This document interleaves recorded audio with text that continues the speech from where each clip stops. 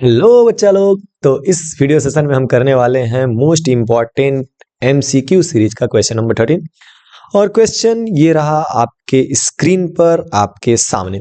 तो क्वेश्चन में कह रहा है कि let p be a prime number. जो p है ये क्या है? एक प्राइम नंबर है। The quadratic equation having roots as factors of p। तो अगर आपको एक क्वाड्रेटिक इक्वेशन बनाना हो जिसके रूट्स फैक्टर ऑफ p हो, तो इनमें से कौन से क्वाड्रेटिक इक्वेशन जो होंगे वो करेक्ट ऑप्शन में होंगे। मतलब एक कोई ऑप्शन है जो p के फैक्टर से मिलके बनेगा, तो ये आपको बताना है। तो इस क्वेश्चन के लिए आप टाइम लीजिए, वीडियो को पॉज कीजिए, सॉल्व कर लीजिए और उसके बाद से फिर कंटिन्यू करिएगा। डिमांड क्या है? डिमांड ये है कि जो p है ना वो प्राइम नंबर है, तो आपको प्राइम नंबर के बारे में पता होना चाहिए, एज वेल एज अगर प्राइम नंबर के बारे में पता है तो उसके फैक्टर्स क्या हो सकते हैं और क्वाड्रेटिक इक्वेशन कैसे बनेगा। इन दोनों पे जब आप काम करोगे तब आपको आंसर सही मिलेगा। तो मैं 3 तक काउंट करूंगा, उसके बाद से मैं क्वेश्चन पे आ जाऊंगा, सॉल्यूशन पे आ जाऊंगा। तो मैं 3 तक काउंट करूंगा, 1 2 एंड 3 मेरा काउंटिंग खत्म होता है। और मैं उम्मीद करता हूं कि आपने इस बीच में सॉल्व कर लिया और सॉल्व करके अब चलो आंसर मैच करो।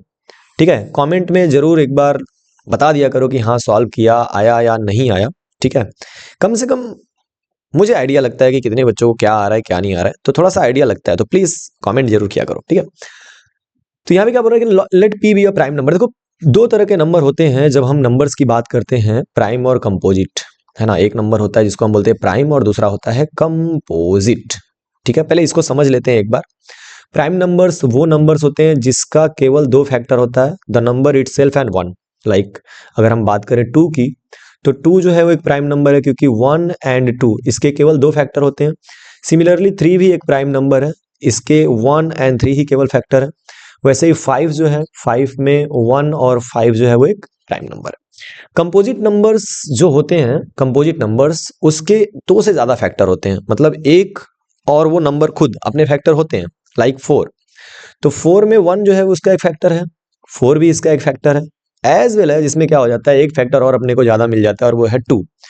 दो दो भी 4 को काटेगा ना भाई, तो 2 भी 4 को काटेगा तो इसके 3 फैक्टर हो गए, यानी मोर देन 2 फैक्टर हो गए। और अगर मोर देन 2 फैक्टर हो गए तो इसको बोलेंगे कंपोजिट।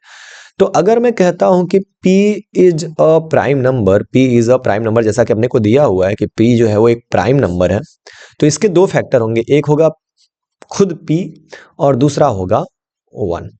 क्लियर है? अब इन्हीं का यूज करके, p और 1 का यूज करके एक क्वाड्रेटिक पॉलिनोमियल बनाना है। तो हम क्या करेंगे, हम यहाँ पर लेट कर लेंगे कि जो अल्फा है वो लेट कर लेंगे कि लेट जो अल्फा है वो p है एंड जो बीटा है वो 1 है। ये p और 1 क्यों हम ले रहे हैं ये आपको समझ आना चाहिए बच्चा, क्योंकि यहाँ पर जो हमारा p है वो एक प्राइम नंबर है और p के जो फैक्टर्स होंगे उसमें एक तो खुद p आएगा और दूसरा 1 आएगा।